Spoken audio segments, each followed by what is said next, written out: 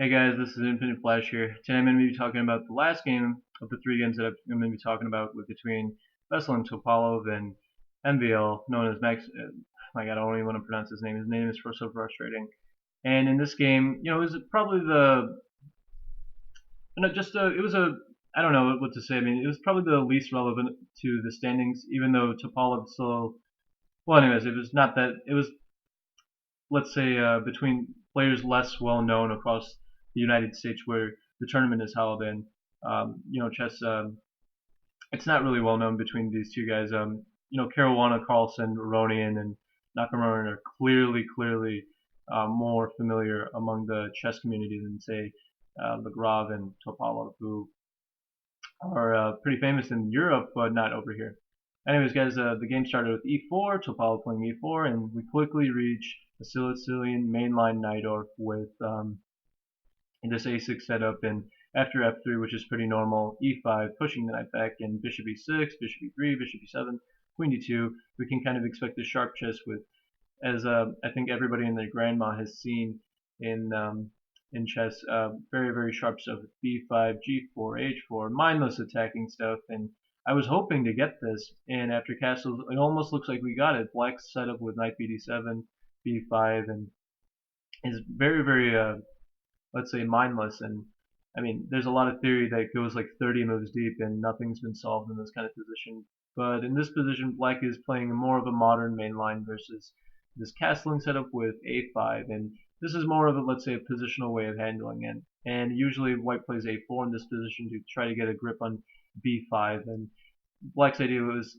after a5 to play knight a6 to try to get good support. a5 also supports the b4 square, which probably is going to be occupied by this knight over here. White continues with his mindless plan as usual, as you might expect with this pawn storm over here. Knight b4 looks natural. King b1 to get out of the c file. Generally speaking, you almost always play king b1 whenever you castle queenside in the Sicilian Dragon, where each side is trying to go at each other's heads. King b1 is very useful as it kind of just defends the a2 square, keeps in mind he's kind of protecting all these pawns in front of the shelter, and kind of corrects himself um, in kind of his position of the king over here. If you can kind of imagine the king going on b1, you can also kind of think, if the king was on f1, comparatively speaking, as the king is on c1 whenever you castle queenside, the king on f1 is often in most positions whenever you, let's say, compared to like saying castle queenside, kingside, not well placed on the f1 square, and it's always prone to possibilities of being attacked. Anyways, going back to the game, that's just me kind of rambling on. We get this kind of position, and after king b1, black just puts more pressure on the queen side, and certainly a move like knight b5 always comes to consideration, but it's not so much. It's not doing so much, and not so relevant on the, let's say, b5 square. Not bishop d3. I guess after knight b5, trying to attempt to win the pawn back, I think black can just probably play queen c6, and after a move such as knight takes d6, actually just play rook d8 to pin the knight to the queen over here. So that's not concretely working at all for white. So he just continued with g5, kicking away this knight, and after knight h5, which certainly looks reasonable, I think knight d7 is just running to knight b5, and this really is a free pawn now. I think I'm pretty sure that's why. But also, knight h5 kind of feels natural because it controls the f4 square, and it just kind of feels more right over here, kind of potentially meeting this f4 with just pawn takes, bishop takes, and knight takes, and this knight kind of controls the square, also blockades the h pawn over here, and it's very difficult to get at this knight.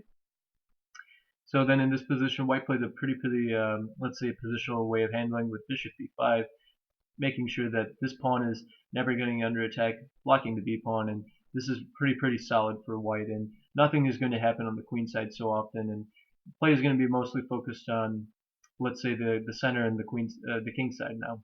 And as we see, black wants to put more pressure on, let's say, the c file, making it a little bit more difficult to move the knight at some point when the queen has to move away or something.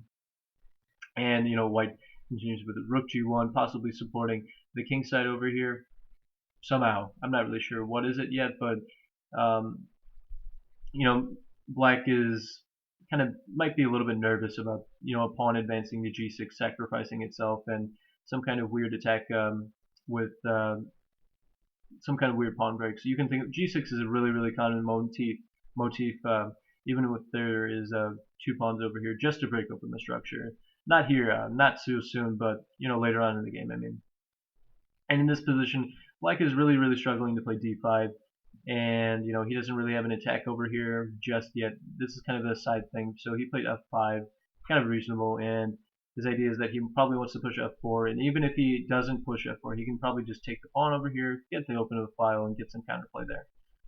And in this position, White doesn't really want to allow even those kind of possibilities. So and be left with the pawn over here by itself. And with this pawn over here, Black can always, let's say, it's always a kind of a nice blockade. This kind of structure, if White doesn't take, this pawn's just sitting here, and White's attack is kind of running out. So he decided to take, keep his options open.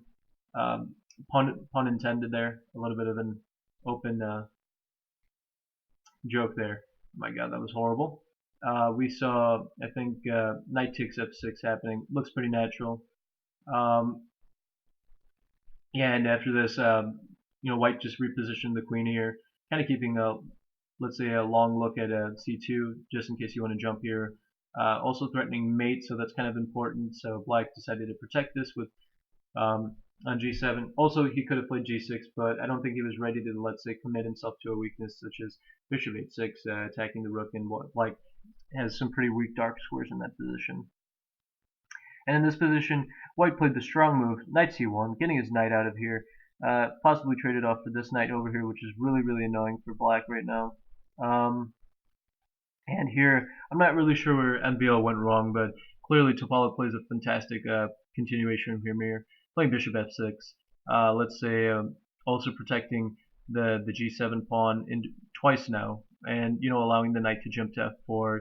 And since the this mate is defended, and I think this is what MBL was thinking. Although I don't think this setup is very good. The problem is White just continues with knight d3, and after knight takes d3 played by MBL, rook takes d3, and this is what MBL was counting on. Knight f4, getting White's dark squared bishop off the board. And the problem with this position is that after bishop takes, e takes, Black is getting this nice bishop. This is true, but the problem is it just simply is not good because of knight d5, forking the queen and the bishop. And after bishop takes d5 played in the game, which is probably the only kind of reasonable move, I think that White is really on top with rook takes d5. And after bishop e5, kind of solidifying everything in the structure here, White played the extremely strong and probably a really good strategic idea that you want to kind of keep in mind. This bishop is kind of always pointing at this pawn, right?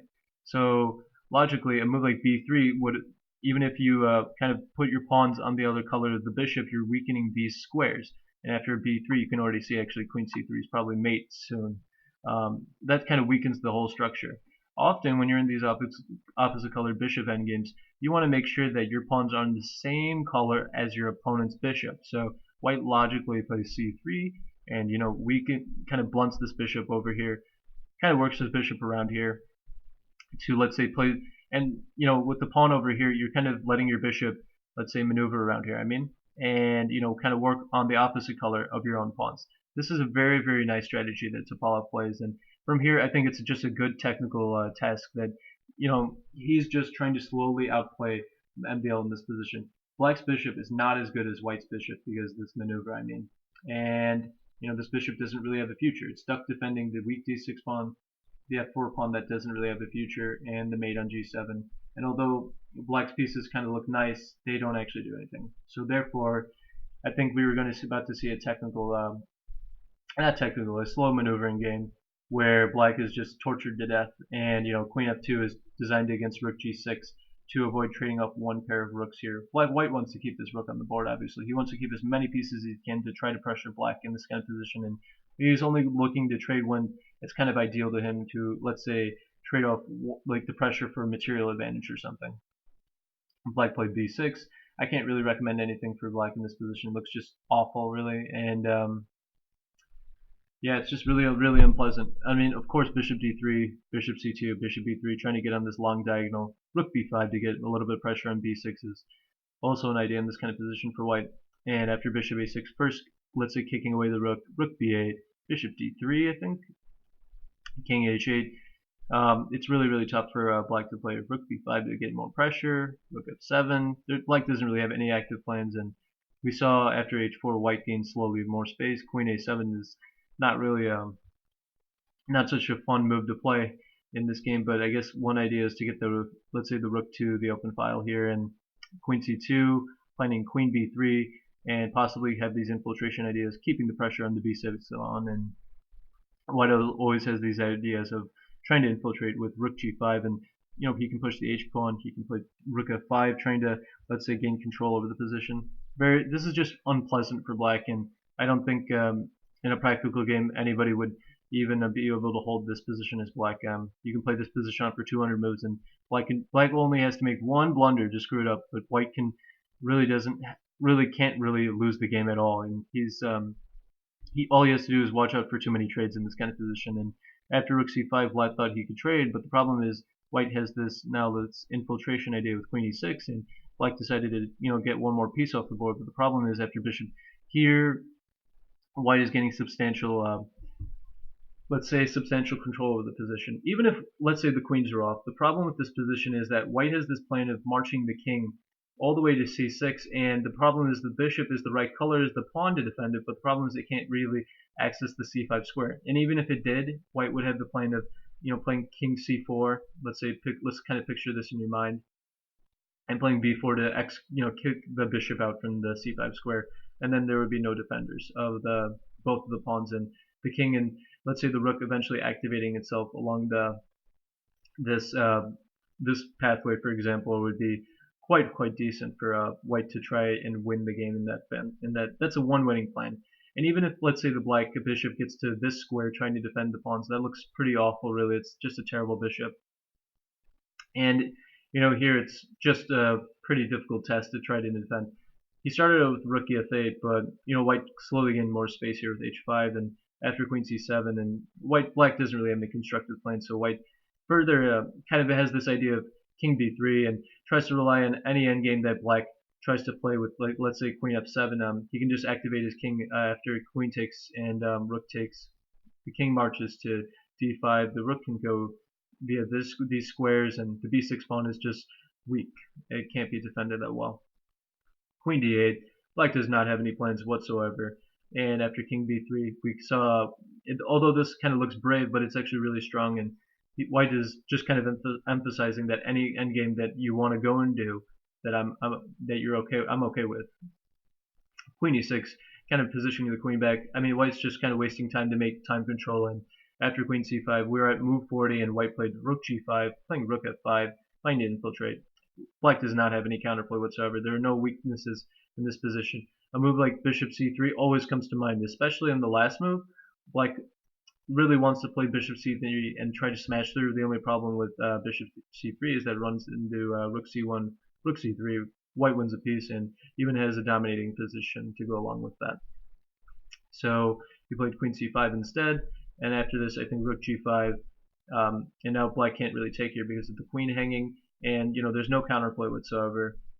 Rook b8, he wants to, let's say, activate the queen without leave the rook hanging. And after rook f5, bishop e8 followed by rook f8 is already a substantial threat, and black doesn't obviously have time with queen f2 to attack the pawn here because of bishop e8. Let's put that on the board. I mean, rook f8 is already unstoppable, really, and I don't think black really has defense at all. Rook b8, and in this position after rook f5, MVL actually resigned in this position. Kind of a surprising resignation, but we can kind of see what white's threat is. Bishop e8, and he doesn't really have a good move to meet that other than queen c8, trying to trade off the queens. But after queen takes, rook takes queen, rook f7, trying to target the pawn over here. Black only has one way to defend this pawn, actually, and that's with rook b8. And in this position, I think white would first play bishop c6, planting and cementing the bishop over here, with the idea that if let's say makes a wasting move, it's really hard to find a wasteful move actually. Probably king g8, bishop d5, and king h8. I don't know. I mean, now white would just continue with king c4, king b here, and try to take the pawn. Eventually, trying to go in this opposite colored bishop endgame, but this pawn would fall. Therefore, this pawn would probably fall, and some black will be having a lot of pawns drop. White would create a pass pawn then once these pawns are gone, and that's the winning plan for white. And it's kind of understandable that MVO would resign in this position, but black can probably play more actively after rook b8, bishop c6. You can probably play g6, and after pawn takes pawn, pawn takes pawn. I think bishop d5 is quite okay probably, or maybe it's rook b7. Not really sure, but even after rook b7, trying to remember the lines. Let's see. I don't know. Probably rook c8 is a move. I don't know. I mean, this is just really, really tough for black. Takes. Guess king c4 is pretty reasonable, and followed by rook b7 or king here, and probably the only active plan for black is just pushing the g pawn. But after here, let's say takes. I don't know. Here takes, and I don't know. Probably not even g4, but if you get this check, I can even think about grabbing the pawn here and relying on my pass a pawn after, say, bishop b5, and this is very, very uncomfortable. Probably actually in this position, white can also play bishop b7 and plan on taking the pawn this way. That's probably a lot better than what I just said. So anyways, after rook f5, as we saw, black just actually resigned, knowing that he has no counterplay after the queen exchange over here, and there's no better move, by the way, if he uses bishop b8. So and they resigned with clear conscience. Overall, I think this was just a dominating win.